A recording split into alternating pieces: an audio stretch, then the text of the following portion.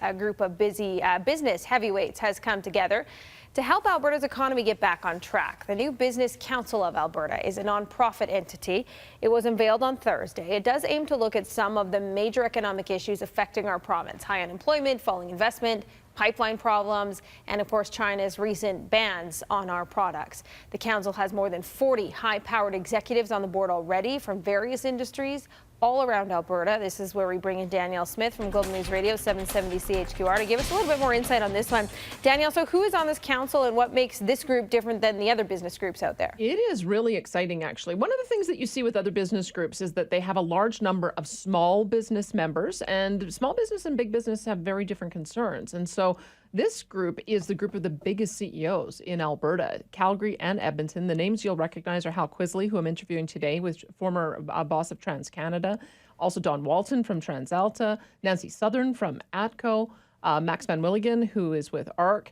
And another couple of familiar names are some of the people who were behind the Calgary Chamber of Commerce a few years ago. Adam Legg, who was the CEO there. So this is a really powerhouse group. And one of the things that I think is the advantage to this group is that we saw during the debates, for instance, over Bill C-48 and Bill C-69, that the traditional industry groups felt like quiet diplomacy was the way to try to get some of the amendments that they needed. And they worked diligently behind the scenes, and then they got betrayed at the last minute by a government who strung them along all the way along, and there wasn't the ability at that point to change anything. So the way I look at this group is they're going to say the unsayable. They are going to have spokespeople who are able to go out when government is doing dumb things or when government needs to be corrected, and be very vocal in saying so that they can avoid making the kind of mistakes that we've seen with recent legislation. So I'm going to talk to them about how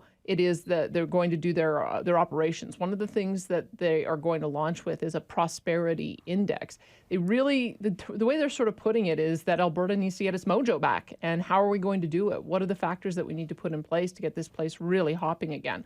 So I think there's going to be a bit of a two-pronged type of approach.